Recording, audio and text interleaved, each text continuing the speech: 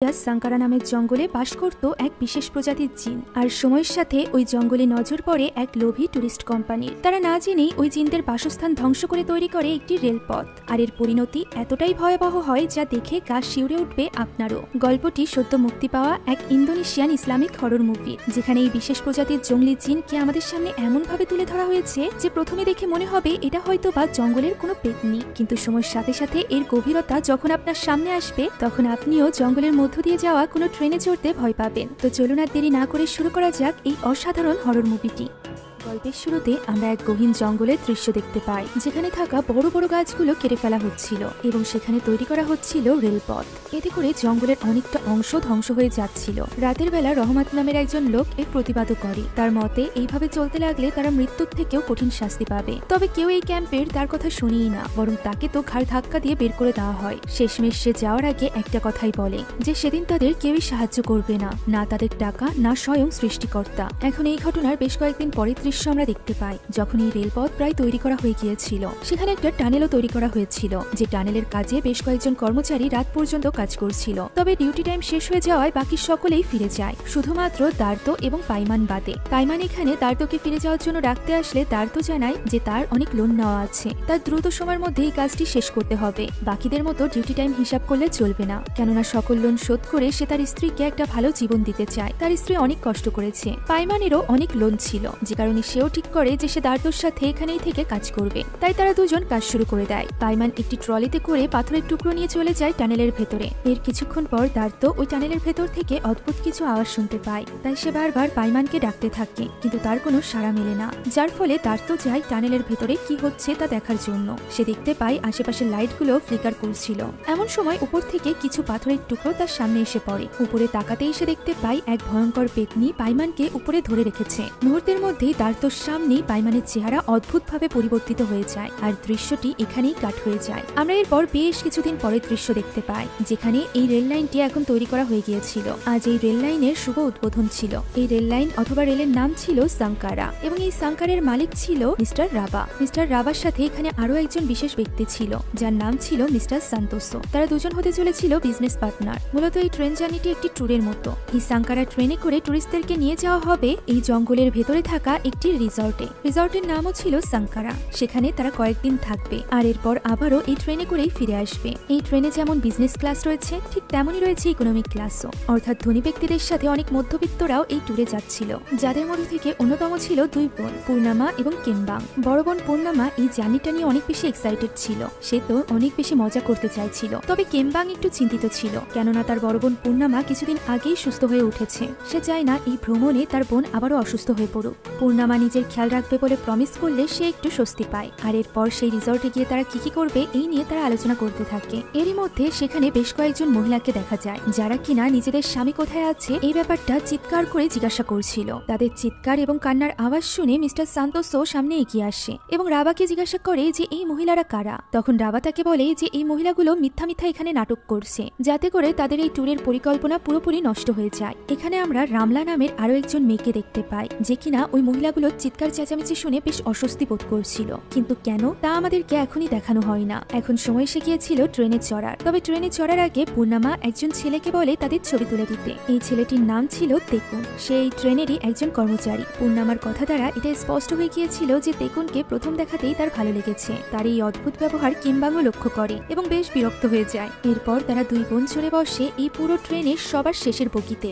যেটা ছিল 5 নম্বর বগি, যেখানে তাদের পেছনের সিটে একটা বাচ্চা নিয়ে একজন মা বসেছিল। এখন এই ট্রেনের পরিচালক সিদ্দিক সকলকে ওয়েলকাম জানায় এই ট্রেনে চড়ার জন্য এবং তাদের সাথে ট্যুরে যাওয়ার জন্য। আশা অনুযায়ী তারা সন্ধ্যা 7টার মধ্যেই তাদের রিসর্টে পৌঁছে যাবে। এখানে একই ট্রেনে দুই দলকে দুই রকম ভাবে ট্রিট করা হচ্ছিল। প্রিমিয়াম বিজনেস ক্লাসে যারা ছিল, অর্থাৎ সান্তোসো, রাবা সহ আরো যারা তারা সবাই আসলে বিজনেস পার্টনার। এটা ছিল 1 নাম্বার বগি। 4 নাম্বার বগিতে ছিল রামলা সহ আরো কিছু ইকোনমিক ক্লাসের লোকজন। তাদের মধ্যে একজন ছিল রাবাদের ফটোগ্রাফার, যার ঠাঁই হয়েছিল এই ইকোনমিক ক্লাসে। সে এখানে রামলাকে সাহায্য সাহায্য করে তার ব্যাগটি উপরে রাখতে। এদিকে 5 নম্বর বগিতে পূর্ণিমা লক্ষ্য করে যে তেকুন এসেছে এবং সকলকে সাহায্য করছে তাদের ব্যাগ রাখতে। এখানে তেকুন পূর্ণিমার দিকে তাকিয়ে হাসে, যার ফলে পূর্ণিমা ভাবে তেকুন হয়তোবা তার সাথেই কথা বলতে আসছে, কিন্তু তেকুন তো পেছনের দরজাটি লাগাতে আসছিল, যে ব্যাপারটা নিয়ে কেমবাং পূর্ণিমাকে বেশ খেপায়। এখন সব কাজ শেষে চালু করে দেওয়া হয় ট্রেনটি। আপনি যদি অবসর সময় গেমিং করে থাকেন তাহলে মোস্টপেটে থাকা বিভিন্ন ধরনের মনোমুগ্ধকর গেম আপনাকে ব্যস্ত রাখবে, আর এই গেমিং এর মাধ্যমে আপনি আসল নগদ পুরস্কারও জিততে পারবেন। এখানে সবথেকে আকর্ষণীয় খেলা হলো পিঙ্কো। এই গেমে আপনাদের জন্য রয়েছে বিশেষ চমক। এছাড়া মোস্টপেটে রয়েছে বিকাশ, নগদ, রকেট, উপায় এবং অন্যান্য পদ্ধতির মাধ্যমে সহজে এবং দ্রুত টাকা ডিপোজিট এবং উইথড্র করার সুযোগ। মোস্টপেটে রয়েছে 24/7 কাস্টমার সাপোর্ট। এখানে বিভিন্ন খেলার ফলাফলের পূর্বাভাস দিয়ে আপনার দক্ষতা পরীক্ষা করতে পারবেন এবং এই প্ল্যাটফর্মে ম্যাচের লাইভ স্ট্রিম উপভোগ করতে পারবেন। আর রেজিস্ট্রেশনের সময় 250টি ফ্রি স্পিন সহ আপনাদের প্রথম জমাতে একটি অবিশ্বাস্য স্বাগত বোনাস পেতে আমার প্রোমো কোড বাংলা ব্যবহার করুন। এই অফারটি মিস করবেন না। এখনই সাইন আপ করুন মোস্টপেটে এবং আপনার গেমিং অভিজ্ঞতার সাথে সাথে ব্যাংক ব্যালেন্সও বাড়াতে প্রস্তুত হন। লিংক এবং প্রোমো কোড পিন কমেন্টে দেওয়া আছে। তাহলে চলুন এবার মূল গল্পে ফিরে যাওয়া যাক, যেখানে এবার আমরা 2 নম্বর বগির দৃশ্য দেখতে পাই। এটিও একটি বিজনেস ক্লাসের বগি ছিল, যেখানে বেশ ধনী ব্যক্তিরা সিট নিয়েছিল, যাদের মধ্যে ছিল এক ব্লগার ফ্রেন্ড সার্কেলও। তারা এখানে ব্লগ করছিল। তাদের সামনে বসেছিল এক দম্পতি। এখানে ছেলেটি বেশ সমস্যায় পড়েছিল। তার কাজ বেআইনি হওয়ায় সে পুলিশের ঝামেলায় পড়েছিল। সরকার তার সকল অর্থ সম্পদ সিল করে দিয়েছিল। এখন শুধুমাত্র তার কাছে ছিল এক ব্যাগ টাকা,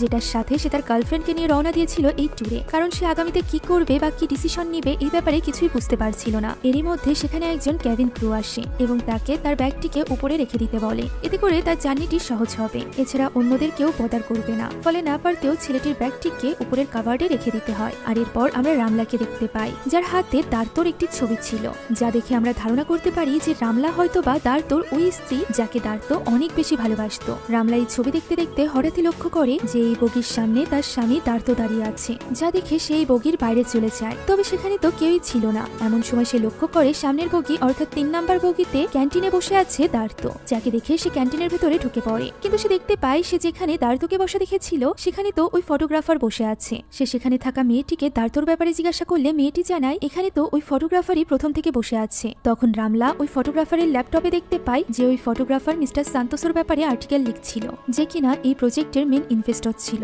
এবং ভবিষ্যতে রাবার আরো অনেক প্রজেক্টে তারা একসাথে কাজ করতে চলেছিল। এই ব্যাপারটা জানার পর রামলা সান্তোসের সাথে কথা বলার চেষ্টা করে, তবে সেখানে থাকা মেয়েটি তাকে আটকে নেয়, কেননা ওই ক্যান্টিনের অংশটি ছিল শুধুমাত্র বিজনেস ক্লাসের লোকেদের জন্য। রামলা চেষ্টা করে মেয়েটিকে বুঝিয়ে সেখানে প্রবেশ করার, তবে সেই কাজে ব্যর্থ হয়। এখানে সান্তোসও রাবাকে স্টেশনে থাকা ওই মহিলাগুলোর ব্যাপারে জিজ্ঞাসা করছিল, যার উত্তরে রাবা বলে এই রেল লাইনটি করার সময় অনেক এমপ্লয়কে সে বাদ দিয়েছিল, যার কারণে তাদের স্ত্রীরা এখন মিথ্যা অপবাদ ছড়াচ্ছে তার নামে। তবে সান্তোসও এখানে ইনভেস্টরদের সামনেই ঘটা একটা দুর্ঘটনার ব্যাপারে উল্লেখ করে এবং বলে এরকম ঘটনা যদি ভবিষ্যতে ঘটে তাহলে তাদের ট্যুরিজম বন্ধ হয়ে যাবে, তাই রাবাকে এই ব্যাপারে বিশেষ খেয়াল রাখতে হবে। অন্যদিকে আমরা দেখতে পাই পূর্ণিমা এবং কেমবাংকে। পূর্ণিমার এখানে একটি বিশেষ ডায়েরি ছিল, যেটা সে কেমবাংকেও পড়তে দিত না। কেমবাং এটা পড়তে চাইলে পূর্ণিমা জানায় সে একদিন এটা পড়তে পারবে, তবে এখন না। এই ব্যাপারে কথা বলতে বলতে হঠাৎই কেমবাং বাইরে একটি কাক দেখতে পায়, যেটা তাদের ট্রেনের সাথেই উড়ে যাচ্ছিল এবং আচমকাই সেটা গ্লাসের সাথে এসে ধাক্কা খায়। কেমবাং পূর্ণিমাকে এই ব্যাপারে বলতে চাচ্ছিল,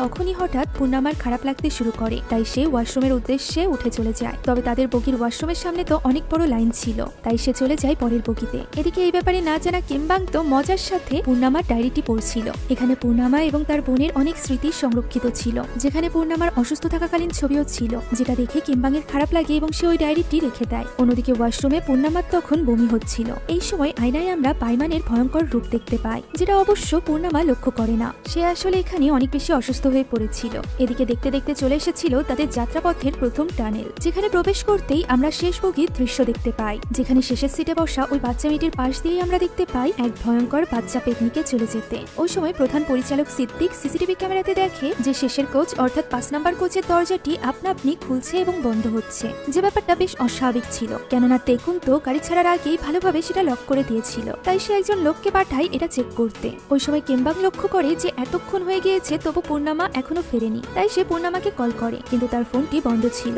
যে কারণে কেমবাং চলে যায় পূর্ণিমাকে খুঁজতে। ওই কোচের ওয়াশরুমের সামনে যেতেই লাইটগুলো ফ্লিকার করতে শুরু করে, যা দেখে কেমবাং বেশ অবাক হয়। আর এরপর সে যখন ওয়াশরুমের দরজায় নক করে তখন ভেতর থেকে বেরিয়ে আসে একজন লোক, যা দেখে কেমবাং বুঝতে পারে যে তার বোন এই ওয়াশরুমে যায়নি, তাই তো সে সামনের বগিতে চলে যায়। ওই সময় পেছনের সিটের ওই মেয়েটি দেখতে পায় দরজার বাইরে একটা ছোট্ট মেয়ে দাঁড়ানো। এই মেয়েটিকে দেখে সে তার সাথে ইশারায় কথা বলে, তখন মেয়েটি তার সামনে দিয়ে চলে যায়, আবারও আসে এবং আবারও চলে যায়। তবে এবার সে খুব অদ্ভুতভাবে দরজার এপাশে চলে আসে এবং নিজের ভয়ঙ্কর রূপে ওই মেয়েটির দিকে তাকায়। সেই সাথে দরজার বাইরে ছিল টানেলের সেই ভয়ঙ্কর পেতনি। এরই মধ্যে সিদ্দিকের পাঠানো ওই লোকটিও চলে আসে, যে কিনা দরজার বাইরে ওই ভয়ঙ্কর পেতনিকে দেখে ভীষণ ভয় পেয়ে যায় এবং জোরে চিৎকার করে ওঠে। এরই মধ্যে ওই বগি বাকি বগির থেকে বিচ্ছিন্ন হয়ে যায় এবং সেটা থেকে যায় টানেলের ভেতরে। বাকি বগি সহ ট্রেনটি সামনের দিকে এগোতে থাকে। এই ব্যাপারে কিছু না জানা কেম্বাং এর ডাকে পূর্ণিমা ওয়াশরুম থেকে বের হয়। কেম্বাং সে ঠিক আছে কিনা এটা নিয়ে ব্যস্ত ছিল। তবে পূর্ণিমার চোখ যায় ট্রেনের পেছনের দিকে, যেখানে তাদের বগি ছিল না, যা দেখে পূর্ণিমা এবং কেম্বাং একেবারেই হতবাক হয়ে যায়। এবং তখনই কেম্বাংকে নিয়ে পূর্ণিমা দৌড়ে চলে যায় 3 নাম্বার বগিতে,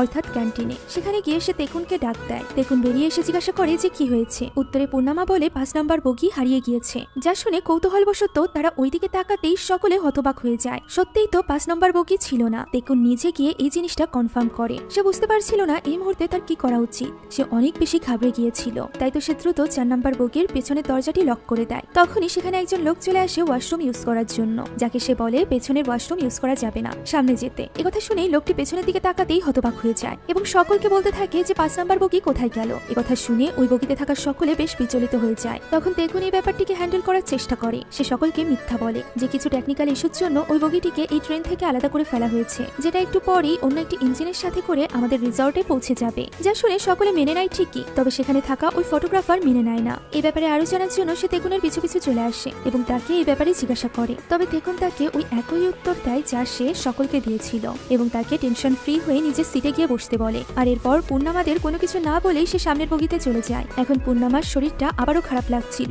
যে কারণে সে আবারও ওয়াশরুমে যেতে চায়। তবে এবার আর কেম্বাং তাকে একা যেতে দিতে চাইছিল না। তখন পূর্ণিমা তাকে নিশ্চিন্ত থাকতে বলে এবং তার জন্য 1 কাপ কফি বানাতে বলে। কেম্বাং ক্যান্টিনে দাঁড়িয়ে সেই কাজই করছিল। এরই মধ্যে তার কাছে কল আসছে পূর্ণিমার ডাক্তারের, যে কিনা পূর্ণিমাকে কল করে না পেয়ে তাকে কল করেছিল। কেম্বাং এর কারণ জিজ্ঞাসা করলে ডক্টর জানায় অতি শীঘ্রই পূর্ণিমার একটি হেলথ চেক আপ করা উচিত। যা শুনে কেম্বাং একটু অবাক হয় এবং বলে তার অপারেশন তো হয়ে গিয়েছে, সে তো এখন সুস্থ, তাহলে কিসের হেলথ চেক আপ? যার উত্তরে ডক্টর বলে পূর্ণিমা কি তাকে আসল কথাটি বলেনি। আসলে তার লিভার ক্যান্সারের যে অপারেশনটি হয়েছিল সেটা সফল হয়নি। তার লিভারকে সম্পূর্ণরূপে ক্যান্সার মুক্ত করা যায়নি, যে কারণে তার জীবনে ঝুঁকি রয়েছে। একথা বলতেই ফোনটি ডিসকানেক্ট হয়ে যায়। এখন এই ব্যাপারে জানার পর কেম্বাং অনেক বেশি রেগে গিয়েছিল। সে রেগে মেগে ওই ক্যান্টিনেই বসেছিল। এরই মধ্যে সেখানে পূর্ণিমা আসে এবং কেম্বাং তাকে কফি দেয়। আর এরপর সে জানায় যে তার ডক্টর তাকে কল করেছিল। একথা শুনতেই পূর্ণিমা বুঝতে পেরে যায় যে কেম্বাং সবকিছু জেনে গিয়েছে। কেম্বাং এখানে পূর্ণিমাকে রাগ করে জিজ্ঞাসা করে যে সে কেন তার কাছ থেকে এত বড় একটা ব্যাপার লুকালো। যখন এই অসুস্থতার টাইমে তার পাশে কেউ ছিল না, তখন কেম্বাং ছিল।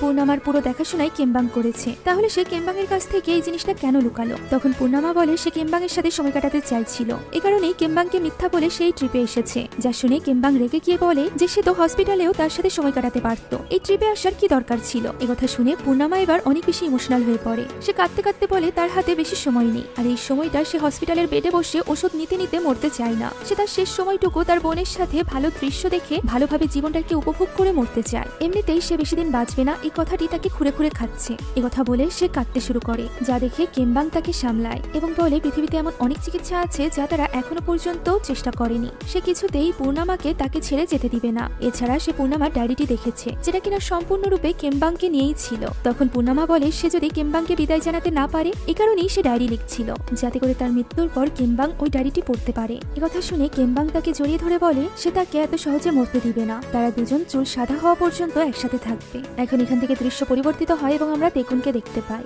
যে কিনা ট্রেনের কন্ট্রোল রুমে এসে ইলেকট্রিক প্যানেল চেক করছিল। যেটা খুলতেই সে দেখতে পায় সেখানে লালা জাতীয় কিছু পদার্থ রয়েছে, যা দেখে সে বেশ অবাক হয়। আর এরপর সে জানালার রিফ্লেকশনে ওই কর্মচারীদের প্রতিমূর্তি দেখতে পায়, যারা কিনা ঠিক তার পেছনে দাঁড়িয়েছিল। সেই জিনিসটা খেয়াল করে দেখার চেষ্টা করছিল, এমন সময় সেখানে চলে আসে সিদ্দিক এবং তাকে বকা দিতে থাকে যে সে এখানে কি করছে, এখানে আসার পারমিশন সকলের নেই। আর এরপর সে যখন দেখতে পায় ইলেকট্রিক প্যানেলের এই অবস্থা, তখন সে এই ব্যাপারেও তেকুনকে জিজ্ঞাসা করে। তেকুন যখন 5 নম্বর বগির ব্যাপারে জানায়, তখন তো সিদ্দিকের বিশ্বাসই হয় না। সে তো বিশ্বাসই করতে পারছিল না যে এমন কিছু ঘটতে পারে, কেননা কোনো বগিকে আলাদা করতে হলে তাদের স্পেশাল কিছু জিনিসপত্রের দরকার হয়, কোনো সাধারণ প্যাসেঞ্জারের পক্ষেও তো এটা সম্ভব না। তখন তেকুন তাকে কম্পিউটারের মনিটর দেখায়, যেখানে 5 নম্বর বগির কোনো ফুটেজ দেখা যাচ্ছিল না। যা দেখে সিদ্দিক বলে এমনটি যদি হয়েও থাকে, তবুও তাদের খুব সাবধানে ব্যাপারটিকে হ্যান্ডেল করতে হবে। মিস্টার সান্তোসও যেন এই ব্যাপারে কোনো কিছু জানতেই না পারে, বিশেষ করে ততক্ষণ পর্যন্ত যতক্ষণ না তারা এর কোনো সলিউশন বের করতে পারছে। তেকুন তখন 5 নম্বর বগির প্যাসেঞ্জার 2 জনের কথা জানায়, যা শুনে সিদ্দিক বলে যে তাদেরকে ভিআইপি বগিতে নিয়ে আসতে এবং মিথ্যা কথা বলে ব্যাপারটিকে হ্যান্ডেল করতে। তেকুনও ঠিক তাই করে। সে তাদের সামনে এসে নাটক করতে থাকে যে সবকিছু ঠিক আছে এবং 5 নম্বর বগিতে থাকা লোকজন সে সাথে তাদের লাগেজও সময়ের মধ্যে রিসর্টে পৌঁছে যাবে। আপাতত তাদেরকে 4 নম্বর বগিতে গিয়ে বসতে বলে। এরই মধ্যে ট্রেনটি আবার একটি টানেলের মধ্যে প্রবেশ করে। এই সময় পূর্ণিমা এবং কেমবাংও 4 নম্বর বগিতে যাচ্ছিল। তখন ক্যান্টিনের মেয়েটি পূর্ণিমাকে ডেকে বলে তার কফির বিল দেওয়া হয়নি, যে কারণে পূর্ণিমা বিল দিতে সেখানেই দাঁড়িয়ে পড়ে। কেমবাং সামনের দিকে এগিয়ে যায়। ওই সময় আমরা 4 নম্বর বগির দৃশ্য দেখতে পাই, যেখানে বেশ কয়েকজন মিলে গান বাজনা করছিল, কিন্তু হঠাৎই তাদের কিছু একটা হয়ে যায়। তারা যেন দম নিতে পারছিল না এবং একে অন্যের দিকে আঙুল উঁচু করে অদ্ভুত সব কথা বলছিল, যে তারা এখন মারা যাবে, তারা তাদের পাপের ফল ভোগ করবে। যে সকল কথা শুনে এবং তাদের ব্যবহার দেখে সকলে কি করবে তা বুঝতে পারছিল না। ওই ফটোগ্রাফারও তখন ওই বগিতে ছিল, সে তাদের সকলের ছবি তুলছিল। তখন একটি মেয়ে তাদের সামনে এসে একদম বৃদ্ধার মতো করে কথা বলতে থাকে এবং বলে তারা যতটা লোভী তার শাস্তি তারা ঠিকই পাবে। কথা বলতে বলতেই হঠাৎ করে কিছু একটা অনুভব করে ওই ফটোগ্রাফার উপরের দিকে ক্যামেরাটি ধরে। সে দেখতে পাই উপরে ঝুলে আছে ওই পেতনি, যা দেখে সে বেশ ঘাবড়ে যায়। এবার ওই কেঁচো পেতনি সকলের সামনে চলে আসে এবং ফটোগ্রাফার সহ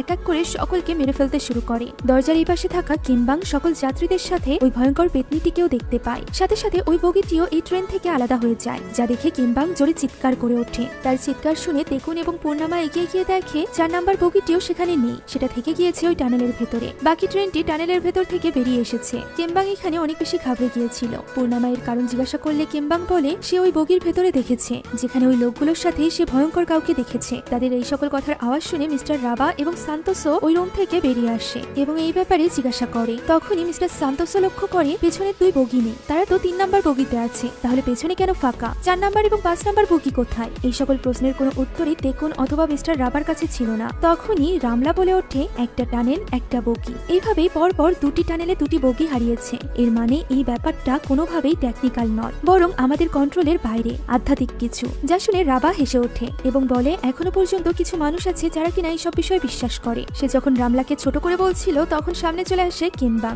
এবং তাকে বলে সে নিজের চোখে দেখেছে যে সেখানে মানুষের সাথে সাথে আধ্যাত্মিক কিছুও ছিল। যা শুনে রাবা আরো বেশি রেগে যায় এবং রামলাকে উদ্দেশ্য করে বলে এই সকল মানুষের জন্যই সকলে প্রভাবিত হয়, হতে পারে টেকনিক্যাল ইস্যুর জন্য 2টি বগি খুলে গিয়েছে। এর মানে এই না তারা রামলার কথায় বিশ্বাস করে নিবে। একথা বলে সে তেকুনকে ওই বগিগুলোর সাথে যোগাযোগ করতে বলে এবং সান্তোসোকে সামনের বগিতে চলে যেতে বলে, কিন্তু সান্তোসো উল্টে তার উপর রেগে গিয়ে তাকে একাই যেতে বলে। সে বরং তেকুনের সাথে আলাদাভাবে কথা বলতে চাইছিল। সে তেকুনকে বলে 5 নম্বর বগিটি যখন তাদের থেকে ডিসকানেক্ট হয়ে গিয়েছিল তখন তাদের উচিত ছিল 4 নম্বর বগির দিকে বিশেষভাবে খেয়াল রাখার। এখন যদি এই ভয়ানক গল্পটি চারিদিকে ছড়িয়ে যায় তাহলে তাদের এই ট্যুর প্যাকেজের ব্যবসা পুরোপুরিভাবে বন্ধ হয়ে যাবে। তারা যখন এসব নিয়ে ব্যস্ত ছিল তখন রাবা ফিরে যায় নিজের বগিতে। সেখানে সে নিজের চেয়ারের উপর কিছু শৈবাল জাতীয় উদ্ভিদ দেখতে পায়। সে এটা দেখার চেষ্টা করছিল, এমন সময় তার কিছু কলিগ তাকে পেছন থেকে ডাক দেয়। সে তাদেরকে কোনোভাবে সামলে তাদের চোখ এড়িয়ে এই শৈবাল জাতীয় উদ্ভিদটি মুছে বাইরে ফেলে দেয়। আর এরপর সিদ্দিককে জানায় যে 4 নম্বর এবং 5 নম্বর বগি হারিয়ে গিয়েছে। সিদ্দিক বলে সে নিজেও রাবাকে এই ব্যাপারে জানাতে চাচ্ছিল। আর সব থেকে বড় সমস্যা হচ্ছে কন্ট্রোল প্যানেলের সাথেও কোনোভাবে যোগাযোগ করা সম্ভব হচ্ছে না, যার ফলে ওই বগিগুলো এখন কি অবস্থায় আছে সেই ব্যাপারেও তাদের কোনো ধারণা নেই। তখন রাবা বলে তাদের যত দ্রুত সম্ভব রিসর্টে পৌঁছাতে হবে, আর এরপর যে কোনোভাবে ওই 2টো বগিকেও উদ্ধার করে রিসর্টে নিয়ে যেতে হবে। সেই সাথে ওই বগিতে থাকা সকলকে দিতে হবে ভিআইপি ট্রিটমেন্ট, যাতে করে তারা কোনোভাবে বাইরে নিজেদের এই খারাপ অভিজ্ঞতা প্রকাশ না করে। তা না হলে তাদের এত সব কষ্ট সব বৃথা হয়ে যাবে। তখন সিদ্দিক বলে এটা তো তখন করা যাবে যখন তারা ওই বগিগুলো খুঁজে পাবে। যদি তারা ওই বগিগুলো খুঁজে না পায় তাহলে কি হবে? একথা শুনে রাবা অবাক হয়। তখন সিদ্দিক তাকে 5 নম্বর বগিটি ট্রেন থেকে আলাদা হওয়ার আগের একটা ভিডিও ফুটেজ দেখায়, যেখানে ওই গেসো পেতনিটিকে স্পষ্টভাবে দেখা যাচ্ছিল। এটা দেখা মাত্রই রাবা বলে ভিডিওটি ডিলিট করে দিতে। সিদ্দিক অবাক হয়ে বলে যে পরবর্তীতে পুলিশ যদি তাদের পিছে পড়ে যায়? উত্তরে রাবা বলে সে পুলিশের কেস সামনে নিবে। আপাতত তাদের ইনভেস্টরদের কথা ভাবা উচিত, যাদের সামনে এই সকল ভয়ঙ্কর ঘটনা একটু আসতে দেওয়া যাবে না। তাই সে বিশেষ করে রামলাকে আটকানোর কথা বলে, যা শুনে ব্যাপারটা ধামাচাপা দিতে সিদ্দিকও রাজি হয়ে যায়। তবে এই কাজের জন্য আগে প্রয়োজন ছিল মিস্টার সান্তোসোকে রামলাদের কাছ থেকে দূরে রাখা। তাই সিদ্দিক যখন মিস্টার সান্তোসোকে তার সিটে ফিরে যেতে বলে তখন সান্তোসো তাকে বাকি 3 জনের জন্য ভিআইপি সিট অ্যারেঞ্জ করতে বলে। সিদ্দিক জানায় এটা সম্ভব না, কারণ কোনো সিটই খালি নেই। কিন্তু মিস্টার সান্তোসো কোনো কথাই শুনতে চায় না। সে তেকুনকে বলে তাদেরকে নিয়ে বিজনেস ক্লাসে বসাতে, যে কথা শুনে তেকুন পূর্ণিমা এবং কেমবাংকে নিয়ে তখনই রওনা হয়। এদিকে রামলা মিস্টার সান্তোসোর সাথে কিছু কথা বলতে চাইছিল। সে এখানে তার হাজবেন্ড অর্থাৎ দার্তোর ছবি দেখায় এবং বলে এই রেল লাইনের কাজ করতে এসেই তার হাজবেন্ড নিখোঁজ হয়েছিল। সে এই ব্যাপারে জানতে চায়। তবে মিস্টার সান্তোসো তো এই ব্যাপারে কিছুই জানতো না। তাই সে রামলাকে বলে তাকে এই ব্যাপারে কোনো প্রশ্ন না করতে। সে অলরেডি অনেক বেশি চিন্তিত রয়েছে, ফলে রামলাও আর কথা বাড়ায় না। এদিকে 2 নম্বর বগি অর্থাৎ বিজনেস ক্লাসে মাত্র একটাই সিট ফাঁকা ছিল, যেখানে কেমবাংকে বসিয়ে দেয় পূর্ণিমা এবং সে নিজে দাঁড়িয়ে থাকে। এরই মধ্যে রামলাও সেখানে চলে আসে। তখন পূর্ণিমা তেকুনের সাথে কথা বলার জন্য তাকে দরজার বাইরে নিয়ে যায়। এই মুহূর্তে পূর্ণিমার প্রশ্নের সামনে তেকুন আর কোনো নাটক করতে পারে না। সে সব সত্যিটা বলে বলে দেয় যে তারা জানে না ওই সকল বগি কোথায় আছে এবং সে এটাও জানে না যে এখন তাদের কি করা উচিত। সে তো শুধুমাত্র তার বসের অর্ডার ফলো করছে। এখানে কথা বলতে বলতেই পূর্ণামার আবারও শরীর খারাপ হয়ে যায়, তাই সে ওয়াশরুমে চলে যায়। এদিকে ওই সময় বিজনেস ক্লাসের ওই ব্লগার মেয়েগুলো তেকুনকে বকা দিতে থাকে তাদের বগিতে কোনো সিট খালি না থাকা সত্ত্বেও এই মেয়েগুলোকে আনার জন্য। তাদের মতে এই মেয়েগুলোর জন্যই তাদের বগি নোংরা হচ্ছে, সেখান থেকে দুর্গন্ধ বের হচ্ছে। এদিকে ওয়াশরুমে থাকাকালীন আমরা পূর্ণামাকে দেখতে পাই, যার শরীর এতটাই খারাপ হয়ে গিয়েছিল যে তার এখন রক্তবমি হচ্ছিল। অন্যদিকে 3 নাম্বার বগির ক্যান্টিনের ওই মেয়েটি বেশ ঘাবড়ে গিয়েছিল। সে একা একা এই ক্যান্টিনে কিছুতেই থাকতে চাইছিল না, কেননা ইতিমধ্যে তাদের ট্রেন আবারও একটি টানেলের মধ্যে প্রবেশ করেছিল। মিস্টার সান্তোসো তাকে কোনোভাবে পুছিয়ে সুচিয়ে রেখে আসে। এখানে ওই ব্লগার মেয়েগুলো ক্যান্টিনের ভিআইপি সেকশনে বসে খাবার খাচ্ছিল। হঠাৎই ক্যান্টিনের দায়িত্বে থাকা ওই ভীতু মেয়েটির চিৎকারের আওয়াজ শোনা যায়। সেদিকে এগিয়ে যায় সান্তোসো এবং কেবিনে থাকা আরেকজন ক্রু। তারা সেখানে ওই মেয়েটিকে তো খুঁজে পায় না, তবে দরজার কাছে বিভৎস কাউকে একটা বসে থাকতে দেখা যায়, যা দেখে সান্তোসো আস্তে করে পেছনে থাকা ওই ব্লগার মেয়েগুলোকে বলে কোনো রকম শব্দ না করে দ্রুত এই বগি থেকে সামনের বগিতে চলে যেতে। সকলে যেতেই যাচ্ছিল, হঠাৎই তারা কেউই নড়তে পারে না, যেন তারা নিজ নিজ স্থানে আটকে গিয়েছিল। হঠাৎই তাদের চারিপাশে মানুষের মতো দেখতে ওই ক্রেচারে ভরে যায়, যা দেখে তারা লুকিয়ে লুকিয়ে আস্তে আস্তে নিচে দিয়ে বেরিয়ে আসার চেষ্টা করে। হঠাৎই ওই ব্লগার মেয়েটি ভুলবশত কিছু শব্দ করে ফেলে, যার ফলে ওই ক্রেচারগুলো আস্তে আস্তে মেয়েটির দিকে এগোতে থাকে। এতে করে মেয়েটি ভয় পেয়ে যায় এবং এটি ছুরি উঁচু করে তার দিকে এগোতে নিষেধ করে। ঠিক তখনই তাদের মধ্য থেকে একজন হেসে ইশারা করে, যার ফলে ওই মেয়েটি নিজেই নিজের গলা ওই ছুরি দিয়ে কেটে দেয়। এই ঘটনার পর বাকি কেউ ওইখান থেকে পালাতে পারত তার আগেই সেখানে চলে আসে ওই পুনো পেতনিটি, যেটা কিনা সকলের ওপর হামলা করে এবং খুবই নির্মম ভাবে মিস্টার সান্তোসোকেও মেরে ফেলে। যে দৃশ্য সরাসরি দেখে পূর্ণামা, তাই তো সে তেকুনকেও ডেকে আনে বাকিদের সাহায্য করার জন্য। কিন্তু তারা ওই দরজা খোলার চেষ্টা করতে করতেই ওই বগিটি ট্রেন থেকে আলাদা হয়ে যায় এবং ট্রেনটি বেরিয়ে আসে টানেল থেকে। এই পুরো ঘটনাটির প্রত্যক্ষদর্শী ছিল পূর্ণামা, তেকুন, কেমবাং এবং রামলা। বাকিরা শুধুমাত্র দেখে যে একটি বগি তাদের ট্রেন থেকে আলাদা হয়ে গিয়েছে। এতে করে সকলে তেকুনকে প্রশ্ন করতে থাকে। এমন সময় সেখানে চলে আসে রাবা এবং সিদ্দিক, যারা কিনা আগে থেকে পরিকল্পনা করে এসেছিল। আর যেহেতু এখন সান্তোসও বেঁচে ছিল না, তাই তাদের জন্য তাদের পরিকল্পনার উপর কাজ করা বেশ সহজ ছিল। তারা এখানে এই সবকিছুর দায়ভার দিয়ে দেয় ওই 4 জনের উপর। এমনকি সিসিটিভি ফুটেজ ডিলিট করার দায়ভার পর্যন্ত দেওয়া হয় তেকুনের উপর। তারা 4 জন নাকি এই ট্রেনটিকে হাইজ্যাক করতে চায়, আর এই কারণেই পরিকল্পনা করে এই সবকিছু করেছে। এমনিতেও এই বগিতে থাকা সোকল ধনী ব্যক্তিরা গরিবদের একদমই সহ্য করতে পারতো না, তাই তো তারা খুব সহজেই তাদেরকে দোষী ভাবতে শুরু করে। যে ছেলেটি গার্লফ্রেন্ড এবং এক ব্যাগ টাকা নিয়ে ট্যুরে এসেছিল, সে তো নিজের ব্যাগটি নামিয়ে নেয়, আর এরপর একটি কাচের বোতল ভেঙে তাদের 4 জনকে ভয় দেখাতে থাকে। এই সুযোগে মিস্টার রাবা চলে যায় অন্য বগিতে। এমন সময় রামলা দেখে যে তারা আরো একটি টানেলের মধ্যে খুব শীঘ্রই প্রবেশ করতে চলেছে, অর্থাৎ এবার পালা এই 2 নাম্বার বগির। তাই তারা কিছুতেই এই বগিতে থাকতে চাইছিল না। সবাইকে বোঝানোর তারা চেষ্টাও করে যে তাদেরকে দ্রুত সামনের বগিতে চলে যেতে হবে, না হলে তারা সকলে মরবে। কিন্তু ক্রিস নামের ওই ছেলেটি কোনো কথাই শুনতে চায় না, বরং সে তো এখানে পূর্ণামাকে আঘাত করে। এদিকে রাবা চলে গিয়েছিল 1 নাম্বার বগিতে, যেখানে থাকা সকল ইনভেস্টরদের সে বলে যে 2 নাম্বার বগিটি হাইজ্যাক হয়েছে, তবে সবকিছু আন্ডার কন্ট্রোল আছে, তাই তাদের ভয় পাওয়ার কিছুই নেই। অর্থাৎ এত কিছুর পরও, এতগুলো মানুষের প্রাণ যাওয়ার পরও সে এখনো পর্যন্ত সমানে মিথ্যা বলে যাচ্ছিল, শুধুমাত্র অর্থের জন্য। এখন এদিকে তেকুন না পেরে ক্রিসের উপর হামলা করে। এখানে তো ক্রিস পারলে তাকে মেরেই ফেলে। এমন সময় পূর্ণামা তাকে আটকাতে গেলে তার গার্লফ্রেন্ড এসে পূর্ণামাকে ধরে, যে কারণে কেমবাং তার গার্লফ্রেন্ডের গলা চেপে ধরে। একটা সময় আসে যখন ওই ভাঙা বোতলের অংশটি নিচে পড়ে যায়, যা দেখে পূর্ণামা দৌড়ে গিয়ে ওই কাচের ভাঙা অংশটি হাতে নিতেই তার উপর আক্রমণ করতে যায় ক্রিস। আর এই আক্রমণের ফলে ভুলবশত পূর্ণামার হাতে খুন হয়ে যায় ক্রিস। এতে করে বাকি সকলের পাশাপাশি পূর্ণামা নিজেও অনেক ঘাবড়ে গিয়েছিল। সে একজন লোকের খুন করে ফেলেছিল। ওই মুহূর্তে সকলে একজোট হয়ে যায় এবং কেমবাংকে ধরে বসে, বলতে থাকে এরা সত্যিই খুনি। এই সুযোগে সিদ্দিকও সামনের বগিতে চলে যায়। তখন পূর্ণামা বাকিদেরকে ওই কাচের ভাঙা অংশ দিয়ে ভয় দেখিয়ে কেমবাংকে ছাড়িয়ে নেয় এবং সামনের বগিতে যেতে চায়। তবে সামনের বগির দরজা তো অলরেডি সিদ্দিক তালা লাগিয়ে দিয়েছিল, তাই তেকুন কোনো মতে দরজার কাচ ভেঙে একে একে সকলকে ওপারে পাঠিয়ে দেয়। তবে সে নিচে যাওয়ার আগেই ওই বগির লোকেরা এসে তাকে বলে যে তারা তার কথা বুঝতে পেরেছে, তাই এবার যেন সে নিজের হাতিয়ারটি ফেলে দেয়। তেকুনও তাদেরকে বিশ্বাস করে নেয় এবং হাতিয়ারটি নিচে রেখে দেয়। তবে ওই লোকগুলো সুযোগ পেয়ে তেকুনকে ধরে মারতে শুরু করে। এরই মধ্যে ট্রেনটি আবারও একটি নতুন টানেলে ঢুকে যায়। তারা তেকুনকে মারতে ব্যস্ত ছিল, এমন সময় ওই বগি থেকে একটা ভয়ানক আওয়াজ ভেসে আসে। দেখা যায় বগির মাঝখানে হাওয়ায় ভাসছে ওই পেতনি। পেতনির এই ভয়ানক রূপ দেখে সকলে এখানে স্তম্ভিত হয়ে যায়। কি করবে কেউ বুঝে উঠতে পারছিল না। আর এই সুযোগ নিয়ে তেকুন দ্রুত অপর পাশে চলে যায়। এদিকে ওই পেতনি একে একে ওই বগিতে থাকা সকলের উপর আক্রমণ করতে শুরু করেছিল। তার এই ভয়ানক খুনের লীলা খেলা দেখে সকলে ভয়ে কাঁপছিল। কারোর পক্ষে তার মোকাবেলা করা সম্ভব ছিল না। এই সবকিছু দেখে পূর্ণামারা দ্রুত সামনের বগির দরজাটি ধাক্কাতে থাকে এবং অনুরোধ করতে থাকে তাদেরকে ভেতরে নেওয়ার জন্য।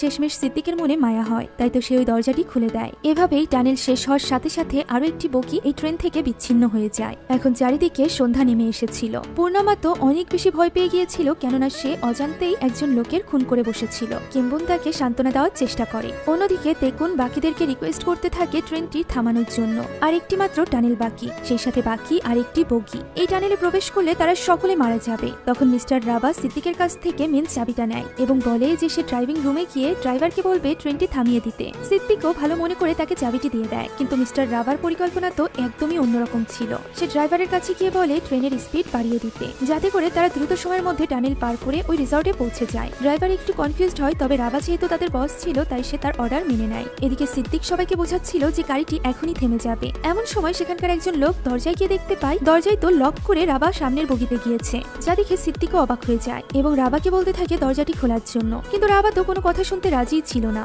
সে এবং তার ড্রাইভার বেঁচে গেলেই হচ্ছে, বাকি সকলে মরে মরুক। ফলে আর কোনো উপায় না থাকায় তেকুন আবারও এই দরজার পাঁচ ভাঙে এবং অপাশে হাত দিয়ে দরজাটি খুলে দেয়। আর এরপর তেকুন এবং সিদ্দিক চলে যায় ড্রাইভার রুমের সামনে, যেখানে ড্রাইভারকে কিছুতেই দরজা খুলতে দিচ্ছিল না রাবা। তখন সিদ্দিক বলে সে হতে পারে এই এরিয়ার মালিক, কিন্তু এই ট্রেনটি পরিচালনার বস সিদ্দিক নিজে। একথা বলে সে ড্রাইভারকে অর্ডার দেয় দরজা খুলতে, তাই ড্রাইভারও দরজা খুলে দেয়। ভেতরে প্রবেশ করে সিদ্দিক বলে গাড়িটি এখনই থামাতে। ড্রাইভার এটা করতে যাচ্ছিল, এমন সময় রাবা তাকে আটকে উল্টে স্পিড বাড়ানোর চেষ্টা করে। তাকে আটকে রাখে সিদ্দিক, আর তেকুন যায় গাড়িটি থামাতে। তখনই রাবা তাকে লাথি মারে এবং তেকুন সরাসরি ট্রেনের বাইরে গিয়ে একটি গাছের সাথে বাড়ি খেয়ে তার মাথা তার শরীর থেকে আলাদা হয়ে যায়, যা দেখে পূর্ণামা চিৎকার করে ওঠে। তখনই সুযোগ বুঝে ড্রাইভার ট্রেনটি থামিয়ে দেয়। ট্রেনটি একদম টানেলের মুখে গিয়ে থেমেছিল। এই পুরো ঘটনার কারণে কেউ আর এখন মিস্টার রাবাকে বিশ্বাস করতে পারছিল না, তাই তারা রাবাকে বেঁধে রাখে। রাবা তখনও পর্যন্ত সমানে মিথ্যা কথা বলে যাচ্ছিল যে সে নাকি তাদেরকে বাঁচানোর জন্যই আগে নিজে রিসর্টে পৌঁছাতে চাইছিল, যাতে করে সেখান থেকে হেল্প নিয়ে এসে সেই টানেল থেকে তাদেরকে রক্ষা করতে পারে। তবে ভালো ব্যাপার যে কেউই এবার আর তার কথায় বিশ্বাস করে না। পূর্ণামা সকলকে জানিয়ে দেয় যে কোনো এক শয়তানি প্রেতাত্মা এক এক করে সকল বগিতে হামলা করে সকলকে মেরে ফেলেছে,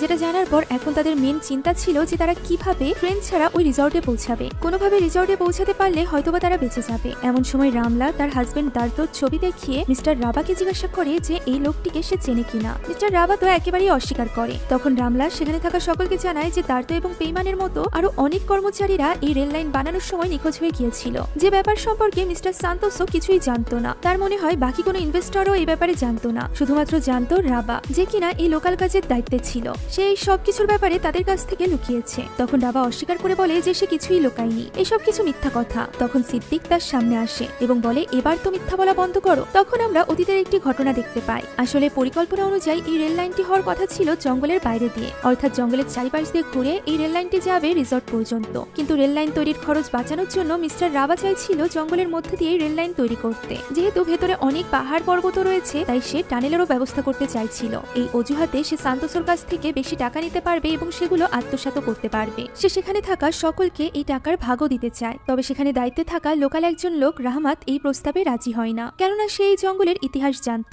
এই জঙ্গল সাধারণ কোনো শয়তানের নয়, বরং এটি এমন এক পেতনির যার পূজা করে বলি দিয়ে অথবা যে কোনো ত্যাগে তাকে সন্তুষ্ট করা সম্ভব নয়, তাকে থামানো সম্ভব নয়। একবার যদি সে খেপে যায় তাহলে তাদের আর নিস্তার হবে না। আর যেহেতু এই জঙ্গলটি তার ঘরের মতো, তাই এখানে হাত দেওয়া তো একদমই উচিত হবে না। তবে সেদিন তার কথা কেউই শোনেনি, বরং সিদ্দিক তো মিস্টার রাবার কথা মতো তাকে ওই তাঁবু থেকেই বের করে দেয়। আর এটাই হয়তোবা কারণ ছিল যে রাবা চাইছিল শেষ টানেলে এসে সিদ্দিকও যাতে মারা যায়, এতে করে তার এই কুকুরটির কোনো প্রমাণ থাকবে না। যা এখন রাত হয়ে গিয়েছিল, তাই তারা সকলে একে একে ওই ট্রেন থেকে নেমে আসে। ভেতরে বাধা অবস্থায় ছিল রাবা। বাইরে এসে তারা বুঝতে পারছিল না এই অন্ধকারে তারা কোন দিকে যাবে। এইসব নিয়ে তারা ভাবছিল। এমন সময় টানেলের ভেতর থেকে উড়তে উড়তে বেরিয়ে আসে ওই পেতনি এবং এক এক করে তাদের সকলের উপর আক্রমণ করতে থাকে। কয়েকজনকে তো সে মেরেও ফেলে। এদিকে ভেতরে আমরা রাবাকে দেখতে পাই, যার সাথে আরো একজন মহিলা সেখানে ছিল, যে কিনা হঠাৎই অদ্ভুত ব্যবহার করতে শুরু করে এবং ওই পেতনির গলায় বলতে থাকে যে সে কি আর কোনো রাস্তা খুঁজে বের করতে পারলো না এই রেল লাইন বানানোর জন্য। তার ঘরই কেন ধ্বংস করতে হলো?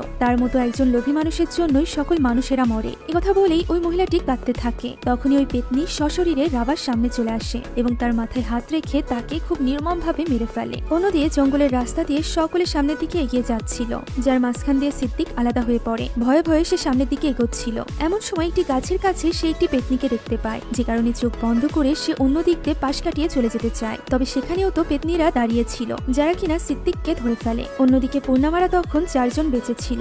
সামনের দিকে এগোতে এগোতে হঠাৎই রামলা লক্ষ্য করে যে তাদের সাথে থাকা ওই চতুর্থ মহিলাটি এখন আর তাদের সাথে নেই। সে ওই মহিলাটিকে খুঁজতে যেতে চাইছিল, যদিও পূর্ণামা এবং কেম্বাং তাকে অনেকবার নিষেধ করে। কিন্তু রামলার মতে সে এইভাবে কাউকে বিপদে ফেলে যেতে চায় না। তার জায়গায় তার স্বামী দার্থ হলেও এই কাজই করত, তাই সে এখানে তাদের দুজনকে বিদায় জানিয়ে চলে যায় ওই মহিলাকে খুঁজতে। ফলে তারা দুই বোন এবার একা হয়ে পড়ে এবং সামনের দিকে এগোতে থাকে। কিছু দূর আসতেই হঠাৎ করে তারা অনুভব করতে পারে যে তাদের পেছনে কেউ আছে। পেছনে ফিরতেই দেখতে পায় যে সেখানে তো ওই পেতনিটি রয়েছে, যাকে দেখে পূর্ণিমা কিমবাংয়ের মুখ চেপে ধরে এবং গাছের গুড়ির কাছে গিয়ে লুকিয়ে পড়ে। আর এরপর পেছনে তাকিয়ে ওই পেতনিকে না দেখে সে যখনই কিমবাংয়ের দিকে ফেরে তখনই সে কিমবাংয়ের জায়গায় ওই পেতনিকে দেখতে পায়, যে কিনা পূর্ণিমাকে বশ করে নেয়। আর এরপর আমরা দেখতে পাই গাছের শেকড় আস্তে আস্তে করে রেল লাইনকে জাপড়ে ধরছে। প্রত্যেকটা মানুষ যাদেরকে আমরা এখানে দেখেছিলাম তারা এক এক করে পরিণত হচ্ছে এক একটা গাছে, রামলা, সিদ্দিক সবাই। তবে এখানে পূর্ণিমাকে যখন গাছে পরিণত করা হচ্ছিল তখন কোনো একটা কারণে ওই পেতনি তাকে গাছে পরিণত করতে পারছিল না, বরং তার তো এখানে জ্ঞান ফিরে আসে। জ্ঞান ফিরতেই সে নিজের সামনে কিমবাংকে দেখতে পায়, যে কিনা নিজেও আস্তে আস্তে করে একটি গাছে পরিণত হচ্ছিল।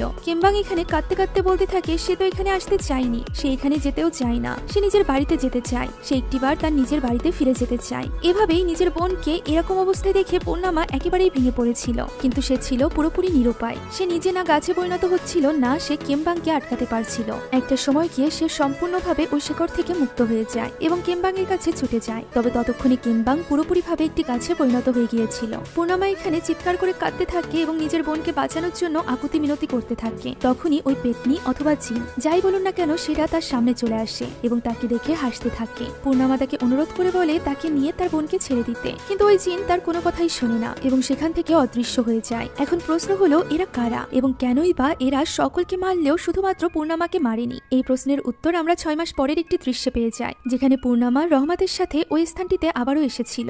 এখন এখানে আর কোনো রেল লাইন ছিল না, না ছিল কোনো টানেল, সবকিছু পাথর এবং গাছে পরিণত হয়েছিল। রহমত জানায় জিনদের দুনিয়া আমাদের দুনিয়ার সাথেই থাকে, তাই তো জঙ্গল অথবা ফাঁকা এমন কোনো স্থান যেখানে সচরাচর মানুষেরা যাতায়াত করে না সেখানেই তারা তাদের বসতি স্থাপন করে। এরকমই একটি ভয়ঙ্কর জিনের বসতি হচ্ছে এই অঞ্চলে, যেটাকে ধ্বংস করার সাহস দেখিয়েছিল রাবা। শুধুমাত্র রাবাকে মারলেও হয়তোবা জিনদের প্রতিশোধ নেওয়া হয়ে যেত, তবে এতে করে তারা নতুন কোনো দৃষ্টান্ত রাখতে পারত না, যে দৃষ্টান্ত দেখে পরবর্তীতে রাবার মতো লোকেরা ভয় পাবে। তখন পূর্ণিমা জিজ্ঞাসা করে সকলকে মারলেও ওই জিনরা তাকে কেন মারেনি? উত্তরে রহমত বলে যে এই জিনদের বিশেষ পাওয়ারই হলো মানুষকে মেরে গাছে পরিণত করা, তবে এই ক্ষেত্রে দরকার একটি উর্বর শরীর। তবে যেহেতু পূর্ণিমার শরীরে ক্যান্সার আছে তাই তার শরীর উর্বর নয়, এ কারণেই ওই জিনরা চাইলেও তাকে গাছে পরিণত করতে পারেনি। অর্থাৎ ওই দিন ক্যান্সারের কারণেই পূর্ণিমা বেঁচে গিয়েছিল। সে এখানে তার বোন কিমবাংয়ের গাছের কাছে যায় এবং তাকে সরি বলে, কেননা সে কিমবাংয়ের কথা শুনে নিজের ট্রিটমেন্ট চালিয়ে গিয়েছিল না, মাঝখানে রেখেই সে এখানে ট্যুরে এসেছিল। পরবর্তীতে বেঁচে ফিরে সে যখন ট্রিটমেন্ট করে তখন সে পুরোপুরিভাবে সুস্থ হয়ে যায়, আর এটা জানাতেই সে তার বোনের কাছে এসেছে।